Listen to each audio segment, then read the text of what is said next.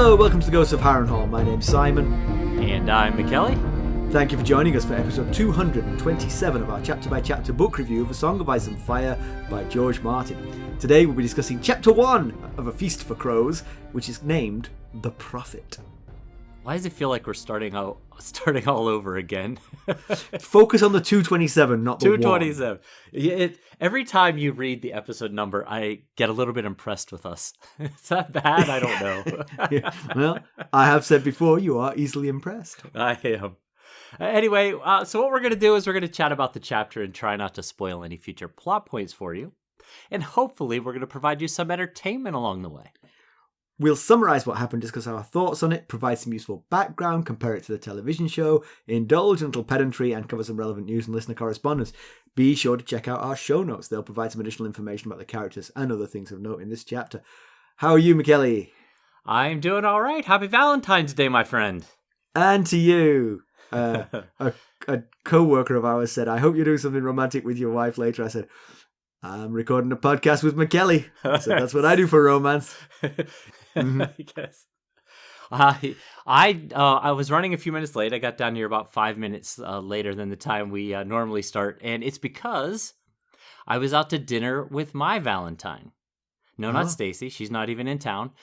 My baby girl, Molly, and I went out to dinner. I got her flowers. Who goes out to dinner on Valentine's Day at all? Not a real dinner. Oh, we went to a fast food burger place. Okay, that's okay. Yes. So earlier today, I went out, and every year I get her flowers, and I usually get her a box of chocolate hearts. But this year, I went outside the box and got her a thing of cupcakes instead, like red and pink cupcakes. And I was sorry, Mackelly, I've lost track. Who's getting these? Your wife? No, my daughter. No, your daughter. Okay. Yes. Okay. Stacy's out of town. She's taking care of her mom, who just had surgery this morning. So we celebrated this past weekend, Stacy and I. So it's not like we have a romanticless relationship. She's just not here. So yes, I understand. I, as you know, I'm quite cheap. I mean, you and I sort of out-cheap each other, but I'm pretty cheap. I'm also not very good at buying gifts, but I wrote Carson a letter for Valentine's Day. How nice. And I got ChatGPT to do it, and good thing she doesn't listen. It was so bad. ChatGPT, it wasn't bad. It was perfectly acceptable as an AI writing a love letter. Right. But I didn't use a single word of it. I was like, I'll forget it. Because it just sounded like a computer telling someone they loved them. You know, right. Like, that's no good. There was no heart. There was no heart. Exactly. My letter was unmistakably my voice. There was no way it could be anyone else. You know? Right, yes. Well, I was walking out of the grocery store with my flowers and my cupcakes, and another guy was walking out of the grocery store doors at the exact same time I was, and he looked over to me and said, looks like everybody's got the same idea. And I was like, yeah, I guess so. Except these are for my daughter. And he was like, oh, well, that is different. He probably said, you've got very strange ideas. Yeah. So, also, if you get advice for all our lame male friends, listeners, who fail to deliver on Valentine's Day, do you remember my Christmas quiz from last year? 2022, I mean, not 2023. One of the questions, actually, this might be even older than that. I think you did this quiz. Do you remember my Valentine's question? Yes. It was something to do with St. Valentine. It right? was, yes. So the reason there is a Valentine's Day is because February the 14th is St. Valentine's Saint's Day. But St. Valentine, the Catholic Church determined that St. Valentine, there's no record of this person ever existing. There's no record of what this person did. There's simply zero historical record. And as a result, they stripped him of his sainthood. That's right. I recall this question. Yes, yes. You only get a Saint's Day if you're a saint. He's no longer a saint.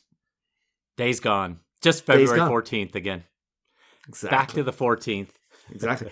I'm not sure it's going to win any friends when you make this argument, explaining why you bought gas station flowers at the last minute, but it's an excuse if it's a pillar to lean on if you need it, I guess. So you and I had we had a work chat earlier this week. yesterday. Was it? Okay. Yes. Yeah. It was yesterday or the day before. We had a quick work chat. Yeah. You were asking me about some stuff. And we were doing it over a video call. Uh-huh. And much like right now, over your right shoulder, you were in your work office, not in this office here, but over your right shoulder there was a picture on the wall. And after we got off the call, I started chuckling to myself because I recalled a story about that picture, and I wondered, have you ever shared with our friends and listeners here about the time you thought the picture on your wall was moving? I know what story you're talking about. I feel it's been said on the podcast, but I'll do it anyway. Do we keep a database of these? I know we need someone to step up for that. Yeah. Maybe Kim. Kim listens to just this part. Our coworker Kim. So the story was, so I have a picture which is from a previous job. It was a farewell gift from a previous job, which is on my wall at work. And actually, at the start of this story, it wasn't on my wall at work. I took it to work to put it on my wall at work, right. And I banged a nail into the wall at work. Mackelly is laughing already because he knows the flip side of this. You aren't supposed to do this at work, by the way. You're supposed to ask facilities to come and bang a nail in for you, but I just banged the nail in myself. And I hung the picture, and I hung it behind my desk so that sitting at my desk, I could look at the picture. It was in front of me. Right. And I looked at the picture and I was like, yeah, perfect. That's just the right spot for it. Very happy. And then later in the day, I looked at the picture again and I was like, I feel like I've put that picture a little bit too low. That's a shame. But I was like, it's too late now. It's fine. Everything's good. And then later in the day, I looked at the picture again and I was like, no, I was right. The picture's in the perfect spot. I don't know what you were thinking. And then later in the day, I thought, you know what? That picture is too low. And only then did I remember that I have a desk that moves up and down and that...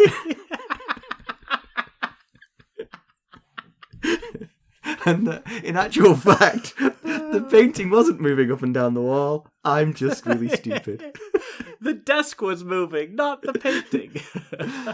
Oh, I love that story. That's one of the best. That was funny. I mean, it was one of those things that like made me laugh out loud when I realized how dumb I was being. Good stuff. Oh, that never gets old. I don't know. I'm not sure if I've ever told you this one, but this is one of my favorites as well from my house. We were tidying up. No, I have told you this story, and I'm pretty sure it's been in the pod as well. We were tidying the house, and we had all the books off the shelves, and there were piles of books all over the floor. And I was alone in the house, and I walked through the room where all the books were, and I tripped over a book. I kicked it with my big toe. And I was like, oh, and I looked down and it was a big book called You Are Psychic. And I thought to myself, I should have seen that coming. And I, alone in the house, cracked up at my joke. I was like, that's so funny. Had anyone else been there, they probably wouldn't have laughed as hard. But you... Oh, probably not, yeah. I probably wouldn't have laughed as hard either, because it's kind of embarrassing to laugh that hard at your own jokes. But it was kind of just the perfect thought for when you kick a book called that. Just one last thing about how well our wives know us. So the other day, Carson said to me, hey, are you using that SPF moisturizer I bought for you on doctor's orders? And I said, not every day. And she said, you haven't even broken the seal, have you? I was like, no, I haven't. No, I haven't. I thought my lie was good. I mean, it was the truth. But right? You're not every day. In fact, not any day. But that's the same. She saw straight through it. I bet if I go over to that bottle right now, it's still sealed. No, don't. Yeah. Let's get down to business, shall we? How do we leave Aeron Greyjoy? Because it is the prophet. Aeron Greyjoy is the eponymous prophet of this chapter title.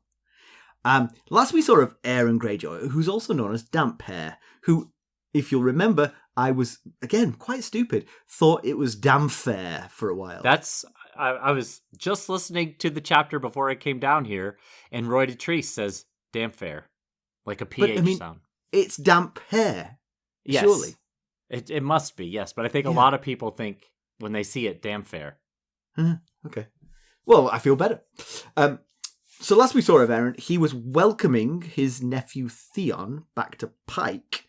He made Theon kneel in the mud and then poured seawater over Theon's head, and then disabused Theon of his vision of waltzing in and being anointed heir to the Sea Stone chair, as Balon would never hand over the Iron Islands to a Stark. Later, Aeron accompanied Theon to harry the stony shore. When Theon made for Winterfell, Aeron continued the reaving along the stony shore before eventually, reportedly, returning to the Iron Islands. We'll find that that report is true in a moment. Right. Mackelly, why don't we give the summary of this one?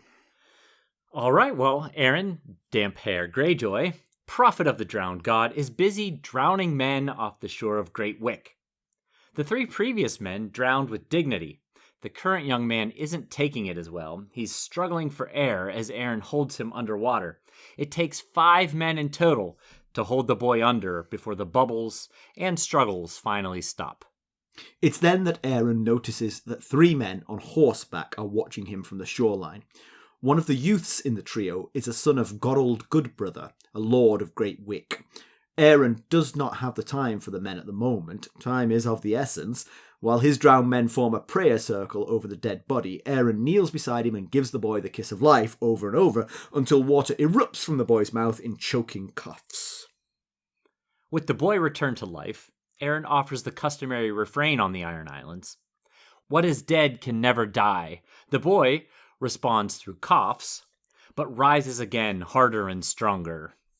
Only then does Aeron give his attention to the 3 outsiders. The Goodbrother youth named Gormund says his father wishes to see Aeron. Aeron has little interest in this summons until the boy adds that the king is dead. Aeron feels the sea itself tremble with those words. He'd seen his eldest brother, King Balon, within the past month, and though Balon seemed to have aged while Aeron had been gone harrying the stony shore, he seemed healthy enough. Gormund adds that the king fell from a swaying bridge at Pike. Aeron will see Lord Gorold and takes Gormund's horse to ride with haste for Hammerhorn. It is dark by the time the priest reaches the landlocked seat of House Goodbrother. Aeron finds Lord Gorold with his daughters, son, and his maester. Aeron insists Gorold send all away, including the maester. The man obliges, but insists that the maester stays. Aeron, who has a strong distaste for any man who'd willingly wear a chain of servitude, says he'll leave instead. Damphair makes for the exit, but a sentence from the maester stops him cold. Euron Crow's Eye sits the sea stone chair. Aeron utters only a hoarse, "Tell me." Aeron's brother Euron arrived in the Iron Islands the day after King Balon's fall. He wasted no time in claiming Pike and the title King. He since summoned all lords to Pike to bend the knee. That's convenient timing. Mm-hmm. Aeron can't believe it. Balon exiled Euron from the Iron Islands 2 years ago under penalty of death if he returned. Only a godly man may sit the sea stone chair, and Euron worships only himself. Gorold asks of a succession plan. Yes, Balon wanted his daughter Asha to rule after hearing of his son Theon's foibles at Winterfell. Maester Murimur says that by right the crown belongs to Theon or Asha if he's dead, but Aeron has no interest in Greenland laws. Aeron leaves and rides for Pebbleton. Along the way, he considers the choices and determines that his brother Victarion is the only option to succeed King Balon. Yet Victarion is the younger brother and not one to go against tradition. That night in Pebbleton, Aeron wades into the sea and is struck by divine inspiration. The next morning, Aeron learns that Princess Asha is returning to the Iron Islands and plans to claim the Sea Stone chair.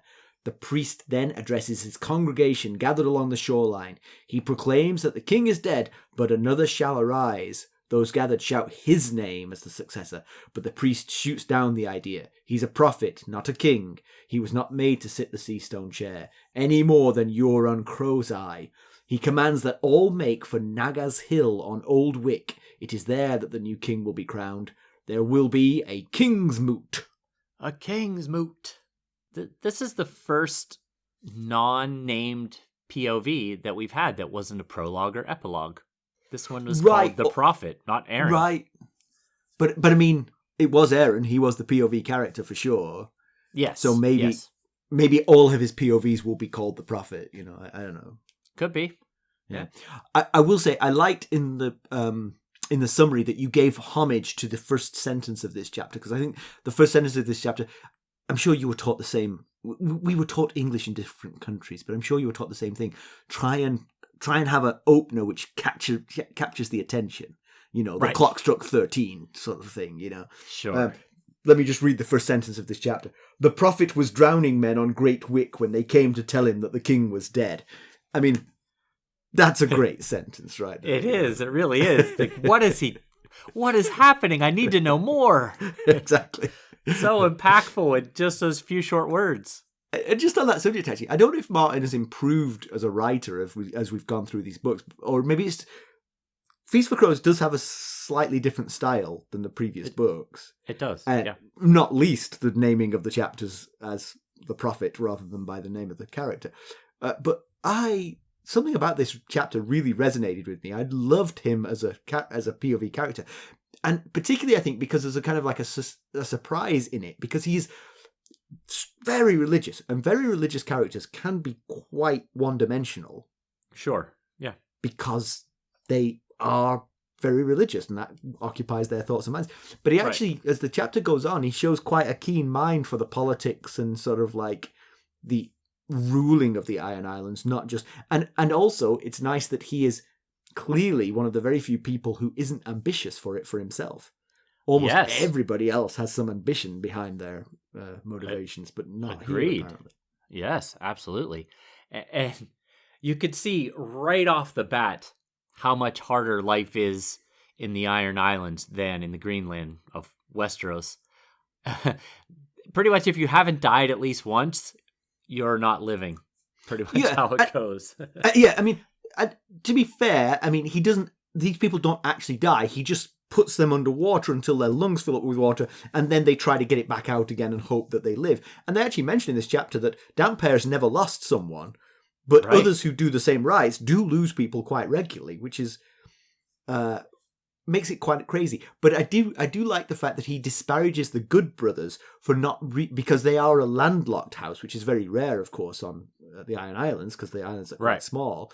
That they only sort of like do the rites very token. They wet their heads like a christening, but they don't do it the way he does it. Yeah,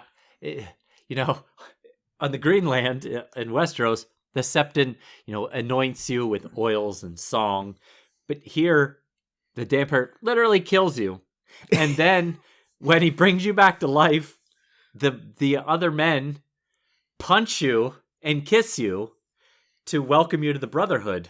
A Brotherhood of Drowned Men, that is. We saw Gendry get initiated into the Brotherhood without banners. He just had to make some promises and stuff, if I remember correctly. There was no killing, although I guess Thoros could have done the same thing. That could be the initiation. Die and Thoros will bring you back to life. Yeah, who needs a hazing ritual when the ritual is this mean, Yeah, right. Yeah, but no, you're right. I mean, it's pretty impressive CPR skills. He would make one heck of a lifeguard if not for the intentionally drowning them first part. Yeah. There's that. You just got to keep him under lock and key until he's needed, Yes. Right. Keep him away from the pool until it's time. So you're of the opinion that news has traveled slowly to the Iron Islands because Aeron thinks there are 4 kings. And we're really down to 3? Well, now we're down to 2.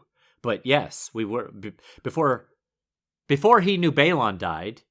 He was thinking there were still 4 kings. He was thinking it was Joffrey or Tommen, I guess. He probably still thinks it was Joffrey for how behind his information is. Yeah.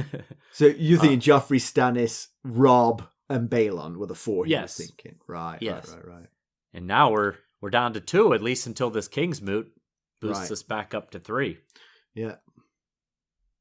So Aeron saw his brother Balon within the last month. He got back from his reaving on the stony shore. Remind us what happened.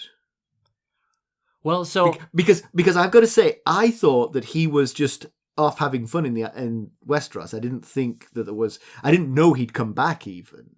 And I did, Right. and it felt like his story. Oh, I'm remembering it now. He did travel with Theon and was supposed to sort of keep an eye on Theon. And Yes, and Theon was irked about that because he griped about being sent with not just his uncle Aeron, but also Dagmar Cleftjaw, and he wanted his own assignment. And these two older men already had the clout that he felt like, I'm just along for the ride. I want my own, I want my own assignment. And the POV where Theon attacked one of the villages on the Stony Shore, and they fought off the wild hares. Aeron actually drowned Benfred Tallheart, who was like the leader of the wild hares. It was a group of young men running around trying to be brave, as a sacrifice to the drowned god. So he was there with Theon at the time. So he has lost a few. But the ones he tries to bring back, he brings back. Yeah, so. Yes, I guess so. But when Theon left for Winterfell, he sent Dagmar Cleftjaw to Torrhen Square to lure Sir Roderick Cassel out of Winterfell, so that Theon could slip into Winterfell and take the castle. And Aeron's job was to continue the effort on the Stony Shore. Raiding the shore, yeah. Yes. But, ultimately Theon's assignment of harrying the Stony Shore was just a distraction from the real attack, which was taking Deepwood Motte and Moat Cailin, which is done by Asha and Victarion, respectively. Yes. Yeah. I found it revealing that Aeron clearly held his brother Balon in a lot of respect and even awe. We've only really known Balon as a deeply embittered old bully, but Aeron thinks of him as a fierce and noble fighter, fearless and proud. That's not the impression we've had of him. Of course, we've only known him very briefly in his later life, Yeah, and we saw him through Theon's eyes, and he was already wary of Theon, having lived most of his life with the Starks on the Greenland. But clearly Aeron must support this plan for the northern invasion because he keeps telling everybody that his brother Balon made the Iron Islands great again, and what was the biggest achievement was him trying to take over the north. And we've discussed the idea, and we have felt like it seemed impractical and unsustainable. It's just too vast of a land and too few people with the Ironborn, and they're not suited for land battles, really. Although I will say, given what's happened in the north, the opportunity has become real, I feel. While the Starks still lived and were still the lords of Winterfell, there wasn't a chance. But now, right. There really is. I mean, it's a free-for-all. You could have half the north without too much trouble.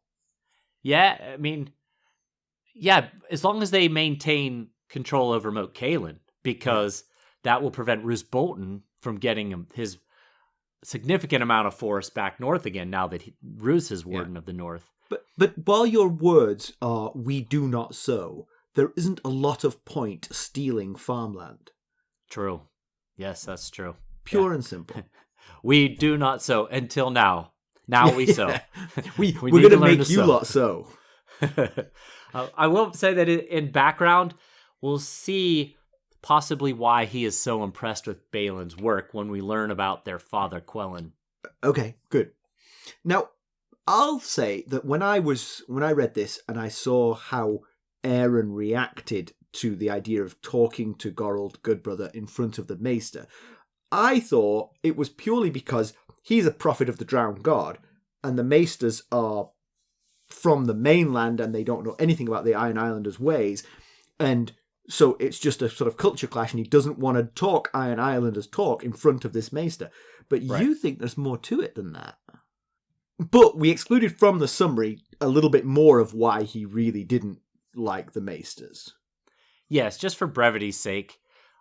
So we know of the Greyjoy brothers, his brothers, Balon, Euron, Victarion, and then him, Aeron. But there was actually another brother who was named Uragon, and we find out in this chapter that this was the brother that was between, and as far as sibling order goes, between Victarion and Aeron. And while their father Quellan and their oldest brothers were off fighting, Aeron and who he calls Yuri for Uragon were playing at finger dance. That's where they whip an axe back and forth at each other. And Aeron's axe took 3 of Yuri's fingers. Now, the usual way to address this, as we're told here in this chapter, is with fire and salt water. I assume they cauterize the wound. But there was a wrinkle to this plan because Quellan's 3rd wife was a piper of Pink Maiden. And so she was accustomed to, the use of maesters in such a situation. So she let her maester sew Yuri's fingers back on.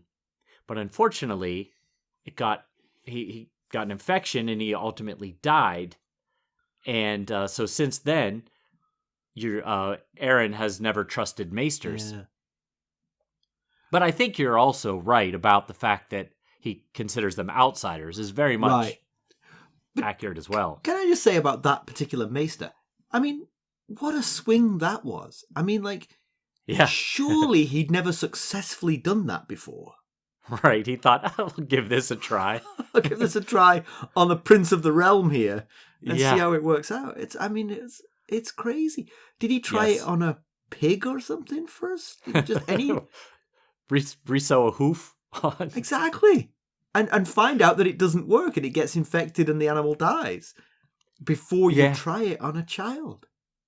Yeah, that I hadn't thought about that, but yeah, that was a pretty risky just decision out of the blue. Like, I'm going to try and sew these fingers back on. Right. Is that something they commonly do in Westeros? I'm not sure. I'm sure if they commonly do it, the patient commonly dies. Because, first of all, think about the microsurgery required to actually sew a finger back on. That's hard in this day and age. It's not an easy task. Right. Yeah. And even, there's nerves and arteries and veins and bones and... What the hell are you thinking? Oh, yeah. Bit of glue. Get that, yeah. Bit of glue.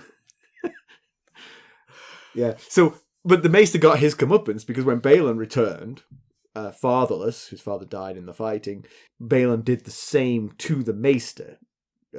Chopped off his fingers and sewed them back on again. He chopped off his fingers and had Quellan's, basically his stepmother, sew them back on. Oh. And she was as qualified as the maester. It worked just as well because the maester died as well. So, as you mentioned, as you ad-libbed in the summary, it's awfully convenient timing for Euron to arrive back after a 2-year exile, the day after the man who exiled you dies. Now, you're basically not even trying to hide your crimes at that point. I know, right? So just real quick about the banishing. Yeah, I don't think it was mentioned in the summary. Balon banished his younger brother Euron for 2 years ago. Said, never come back. If you do, I will have you killed. We're not told specifically why, but we will find out before too long. Okay. But it just feels like... Aeron should have been like, wow...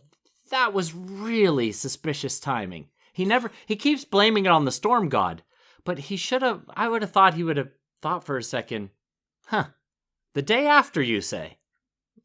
Convenient. But I think in some ways he is kind of hinting at it because he does blame the storm god for Balon's death. The storm god being in opposition to his own drowned god. Right. But he also says that multiple times that Euron is not righteous. Not a representative of the drowned god, and therefore in league with the storm god. And so perhaps he is thinking it. But you're absolutely right. It wouldn't take Hercule Poirot to be, curious about the timely arrival. Right. Well, it does come with a bit of the prophecy that the Ghosts of Highheart gave us. What was the prophecy? Remind me of this prophecy. Yeah, now you combining the idea of the storm god and Euron being in, cahoots together does make some sense. But the prophecy certainly suggests that it wasn't a god that caused Balon to fall, that it was in fact a man. And the prophecy goes, I dreamt of a man without a face waiting on a bridge that swayed and swung. A drowned crow on his shoulder with seaweed hanging from its wings. So, we've interpreted that as he hired a faceless man it was a faceless man that caused Balon to be pushed to fall off of the bridge. Now, the fact that there is a crow on the man's shoulder does lead you to believe that it might have been Euron who hired the faceless man. Because Euron's name is Crow's Eye. Euron Crow's Eye. Mm-hmm. Yes, exactly. So I was thinking, we were talking last episode about what Jaqen H'ghar was up to between leaving Arya in Harrenhal and showing up with Pate in Old Town. Possibly, maybe he is the faceless man's Westeros operative. Maybe he does all the faceless man work. I don't know. Yeah. So maybe it was Jaqen H'ghar that was up to that task. Yep. Puts him on the right side of Westeros to be in to be in Old Town. Yeah. I will say, if Euron did hire a faceless man, which I think is debatable, because I think there's reasons to think that maybe the faceless man here is Euron himself. Oh. Could be. Not because he's a faceless man, I have some thoughts about that, but they're spoilery. I'll leave them for another time. But if Euron did actually hire a faceless man, I wonder if he got a real deep discount because he offered to take him to Pike to commit the murder.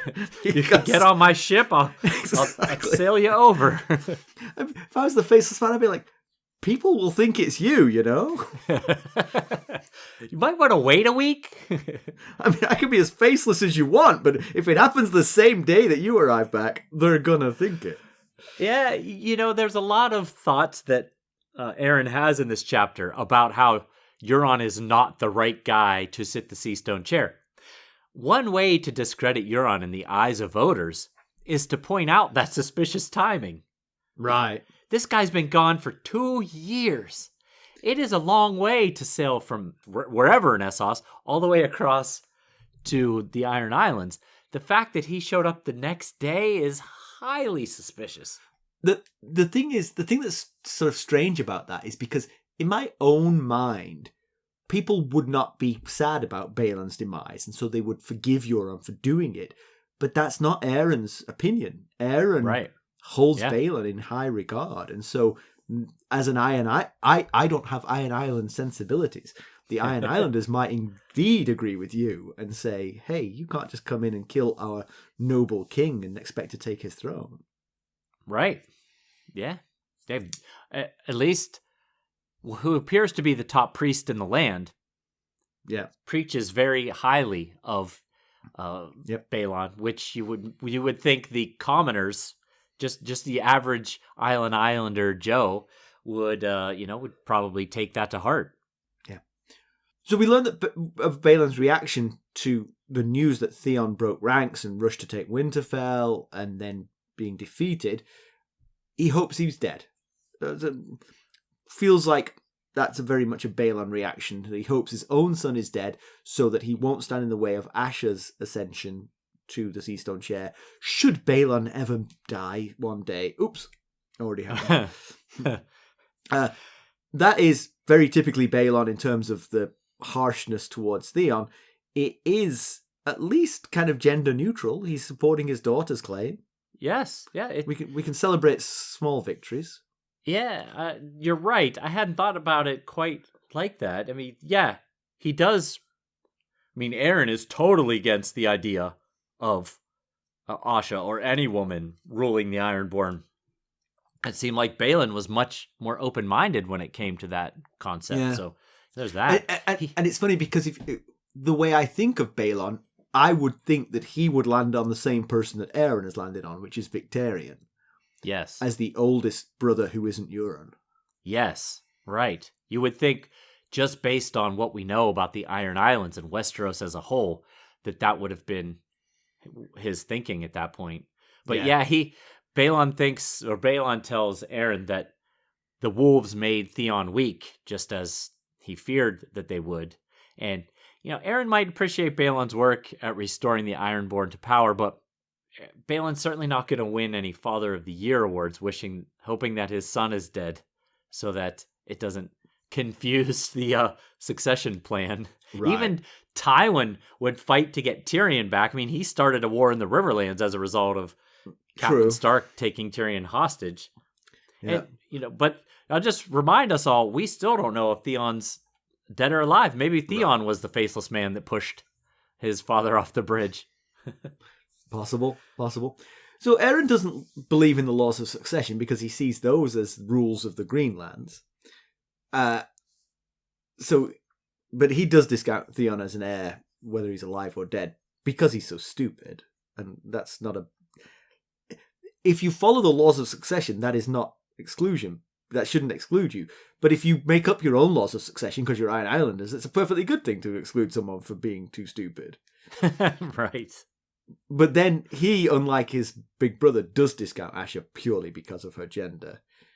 And so, as we said, by the process of elimination, it leaves him at Victarion because he just won't countenance Euron.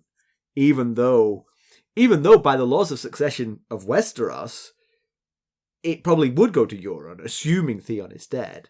Yes. It probably would go to Euron. But it'd be a bit muddled between Euron and Asha. And those are the two people that Aeron doesn't want.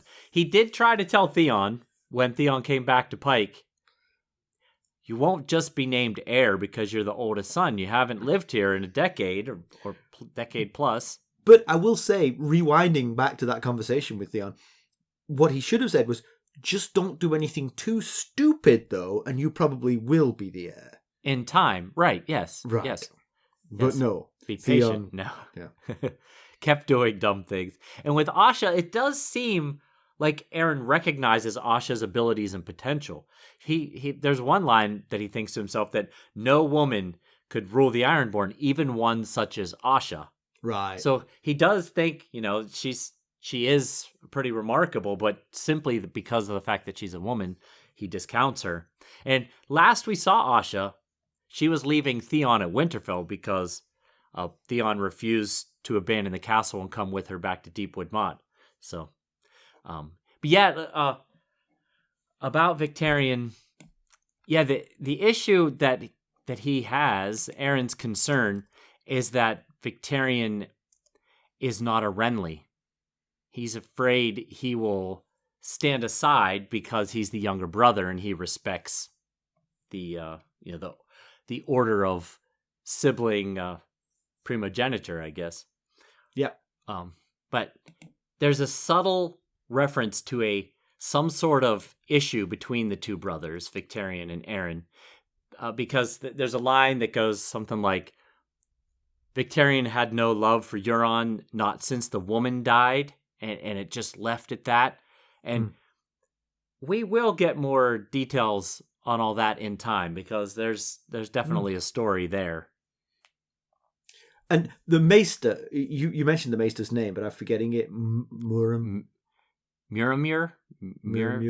Something like that. He, because of the rules of succession of Westeros, he thinks he's fully in Theon camp, and Aeron clearly isn't. So that's another reason for him not to want any truck with these Maesters. Yes, exactly.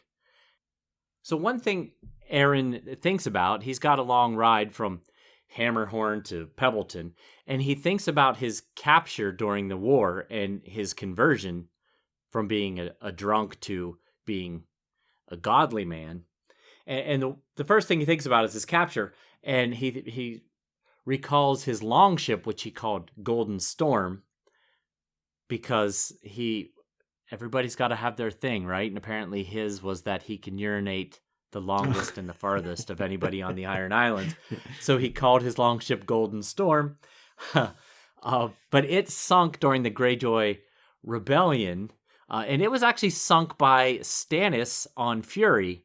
And if Fury sounds vaguely familiar, it's because it is the flagship that Emery Florent was sailing at the Battle of the Blackwater. And is no more. There. Yes, exactly. Mm-hmm. But he went down with the ship and then washed up on Lannisport and was held captive in Casterly Rock dungeons for the rest of the war. And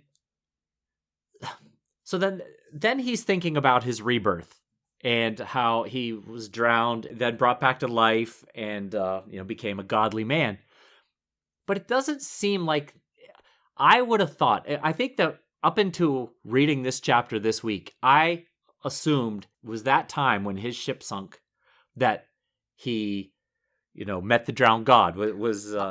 I would say so too, and I've read the chapter, and it hasn't changed my opinion. But you caught something I missed. Well, it's just that he's talking about being in the dungeons of Casterly Rock and still holding urination contests with the Westermen, and that just doesn't seem like someone who's all of a sudden found God isn't doing urination contests. And one of the things he says that Krakens could out urinate lions, boars, and chickens while in captivity there. The lions are obviously the Lannisters. The boars are the Craycalls. And the chickens is House Swift. So I just thought I would clear that up there. Maybe the drowned god is the type of god who wants you to express your talents. Yes, it could be. Aeron has a talent. Just because he's found God doesn't mean he has to give up the talent, Yes. Well, and they also, I went and read the line specifically. He washed up on shore at Lannisport, and it was said he was marched to Casterly Rock to be held in the dungeon. So it sounds like he was walking. Maybe they revived him. I'm not sure why they would bother reviving a dead Ironborn in the middle of a battle. So it seems to me like he didn't die there. Yes, I assume he didn't actually die. Yes. Well, I mean, brought back to life, but revived. I'm assuming that he got to shore by himself and went, oh, thank God Right. The drowned god saved me. Yes, it could be. I always thought it was. And then this chapter, I would have just thought he would have made more of a point if that was the moment of describing, this poignant moment in his life. And instead he's talking about out peeing Westermen. So when he gets to Pebbleton, he seeks sort of like peace and quiet of mind. So he does what you would do if you were a prophet of the drowned god. He wades out into the ocean. And there he has a revelation. And help me understand the revelation. The revelation leads him to call for a kingsmoot. Yes. But so he's out there and he can feel the cold and the ocean water seeping through his body to his bones. And he is thinking about bones, and he thinks bones are what remain. Flesh decays, but bones stay. Bones are what we are. And then he's reminded of the most famous bones in the Iron Islands, which are Naga's bones on Naga's Hill. Now, Naga is a dead sea dragon whose bones rise out of the earth on Naga's Hill. We'll find out more about Naga and the Grey King that Aeron references later. But that's where kingsmoots take place. And so the thought of bones, he thought, oh, yeah, kingsmoot. That's what we need here. Ultimately, is how that played out. Got it. So we do hear, and one of the reasons that a kingsmoot is not a bad idea is because there are rivals here. Euron has claimed the Seastone Chair, and by proximity, he has it. Right. Others also can claim it, and Asha is summoning men to her side. She's gathering them at 10 Towers while Euron's in Pike. Yeah. And 10 Towers is the seat of House Harlaw, and her mother, Elanis Harlaw, has been living at 10 Towers. So, that would make sense. I doubt she'd want to roll up into Pike right about now. Yeah. And Aeron wants no part of it, but he doesn't want to confuse the issue, but he thinks Victarion is the right person. Yes. And all he doesn't, I can't recall him overtly saying to everyone, Victarion is the person. Instead, what he does is says, I'm not the person to be king no more than Euron Crowseye is the person to be king. And like you said earlier, I kind of respect his counsel more, not angling for his own ascension to the Seastone Chair. I kind of appreciate He's another non-Renly. Yes, right. Yeah. But I think the kingsmoot seems like a reasonable option to go with if you don't have a clear-cut heir here. Yeah. So, and the way the Kingsmoot is going to work is that all longboat captains who own their own ship will get to cast a vote. On Greenland, the Westeros, they would call that a Great Council, which has been evoked several times, most recently when Aegon V was determined to be the king of Westeros.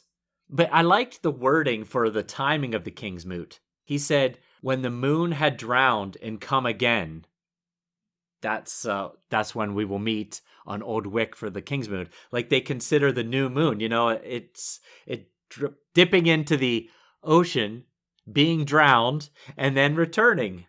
I thought that was a pretty deep way to describe it. Okay, take a brief intermission now for spoilers. Higher echelons of our sustainers get to hear the spoilers. Think about joining.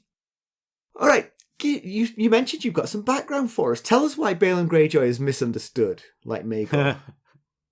Yes. Well, so Aeron tells us about how great his brother Balon is a lot in this chapter, and how he brought the Ironborn back to their former glory, and now it's up to those left behind to carry on his work. Well, some of that sentiment might stem from their father Quellin and his vision and efforts regarding the Ironborn. Unlike his son Balon, Quellin wanted to actually bring the Ironborn more in line with the Greenland and its people and laws.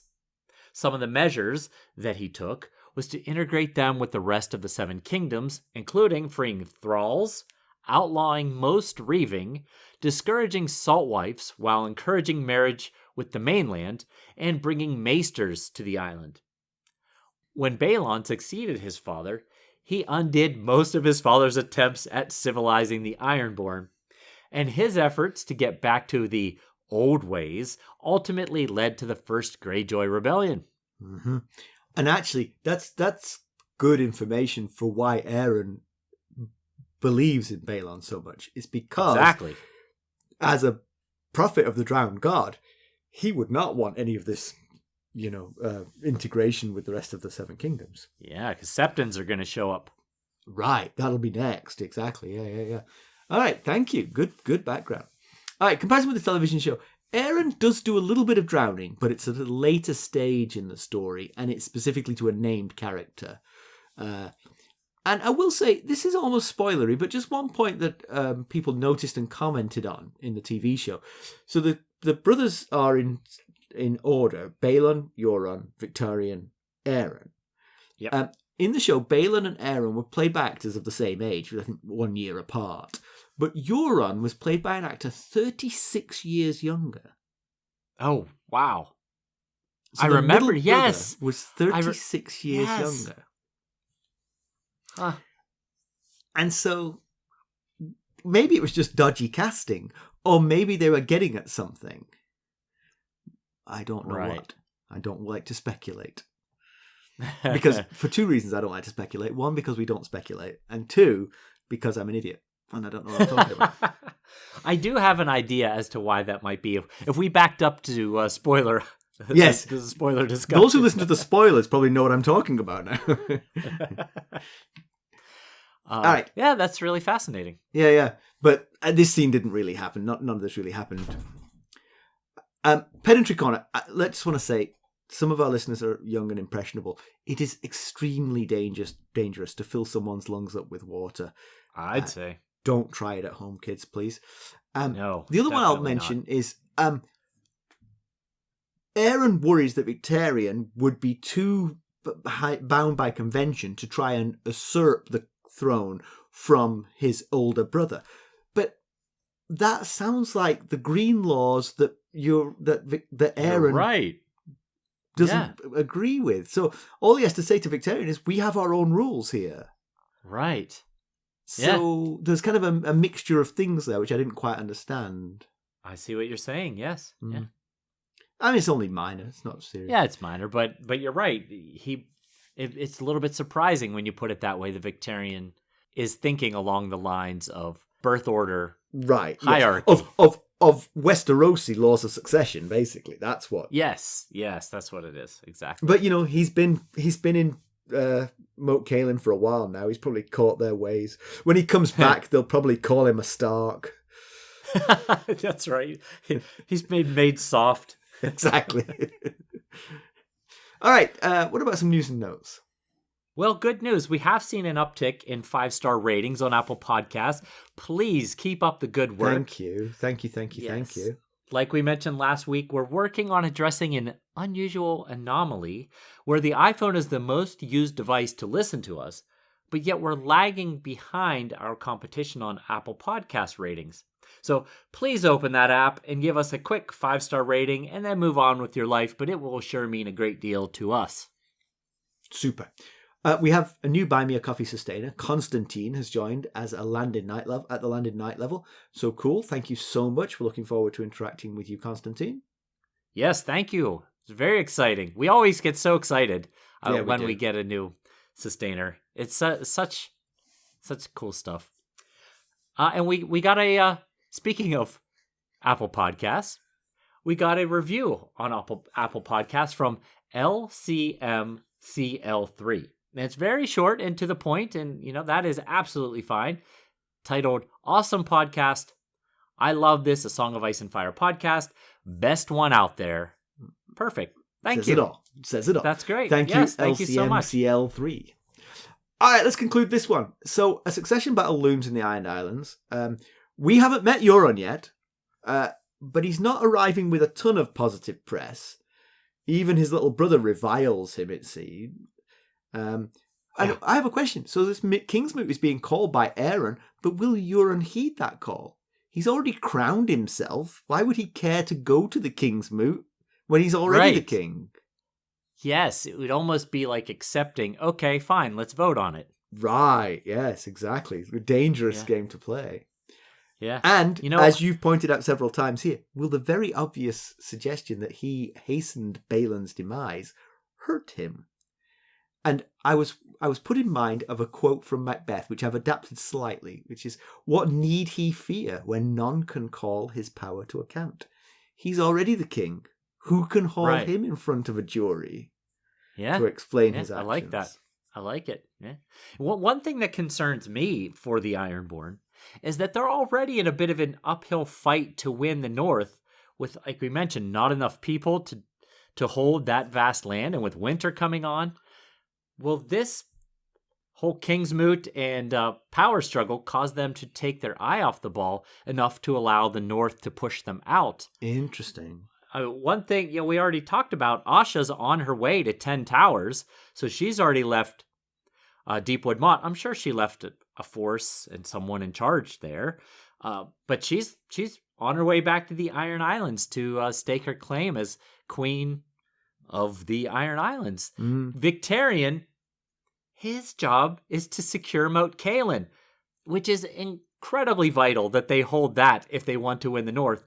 If he's also headed back for this kingsmoot, I just, I worry for them that they're taking their eye off the ball a little bit. I'm thinking, here's a little prediction for you. I think Victarion is never going to learn the things that are happening. He's just going to hold Moat Cailin for all 7 books, completely unaware that life has moved on without him, Yes. He's like the guy in the jungle still fighting the war 5 years after it's over, Yes. That could be. And also, just one thing, I just had a thought, actually. It would be interesting if one of the candidates said, by the way, claiming to be kings of the Iron Islands is going to bring a lot of heat down on us. I would like to be the ruler, but I'm going to go back to being Lord of the Iron Islands, and I'll bend the knee to whoever wins the battle for Westeros. Oh. I don't know if it's a popular position, but the alternative is what happened in the first Greyjoy rebellion. Once they've sorted themselves out over there, they come and destroy you. Yes, right. I was thinking about that too. They're just not a big enough society to prevent that from happening eventually. They could win some battles, but eventually they're going to lose the war. Yeah. So, yeah, makes sense. Although, I agree, I don't think that would be a very popular opinion amongst the Ironborn. And so for that reason, I don't think the succession battle will make very much difference. All the Greyjoys seem to have the same basic we do not so mentality. Yeah. Aeron seems a bit more drowned goddy. Victarion a bit more by the book. Asha not exactly going to herald a feminist revolution, is she? Yeah, probably While not. her crew are dragging salt wives from the mainland, you know. I mean, Right. and yeah, Euron, there's a bit of a double standard there. right. Euron, a bit more self-centered than the others, but when your entire society's model is pillage and plunder, selfishness is hardly going to be a trait that rules you out. That's true. Yeah. So it feels like sometimes succession battles could make a big difference. For instance, the Night's Watch could have been very different depending on how that. Yes. Good But example. Here, I don't think it's going to make an awful lot of tangible difference to the way the Iron Islands interact with the rest of this book. Yeah. I mean, Aeron, of course, knows these people a lot better than we do. And he very much is dead set against the idea of Euron sitting the Seastone chair. It could be because he doesn't like his brother. But it could be also that he's got a reason for it that we don't know yet. But Euron, I think, has got the best claim and probably will win in the absence of outside interference. What's he been doing for the last 2 years? Because that's the one thing that could make this part of the story important to the rest of the story, is has he been making alliances or friends elsewhere that could give the Iron Islands a push or a boost? Excellent thought. Yeah, I like that thought. Yeah. All right, what have we got next week? We're chapter 2 is all I know. We are chapter 2. We are off to another first-time POV. Where are we going? This time we are going to Dorne. Sandals and sunscreen. That's right. You better crack that seal on your SPF lotion. Who will it be? Will we get a Doran Martell POV? Possibly a Marcella? Maybe it'll be the ship captain who took Marcella all around the narrow sea. I don't know. He's in a bar telling the story of the longest journey he ever took. You have to tune in and find out who it is, I guess. Yeah. All right, there's 4 ways that you can help us. You could leave us a positive review, as LCMCL3 did. You could buy merchandise at ghostsofharrenhal.threadless.com. I was hearing from a listener that they really like the new logo that Dan designed for us. Oh, yes. It's very popular. Yeah. You could buy us a cup of Arbor Gold at buymeacoffee.com/ghostsharrenhal. You can join us at any of the various sustainer levels, as Constantine did, and there's a tier to match your budget and interest. Or you can just make a donation directly at ghostsofharrenhal.buzzsprout.com. And if you're looking for more ways to interact with us, keeping up on the latest Ghosts of Harrenhal news and developments, well, you can check us out on our social medias. You can follow us on Twitter at Ghost Harrenhal. We're on Facebook, Instagram, Discord, and YouTube. Thanks for listening. Thanks. Bye. Bye.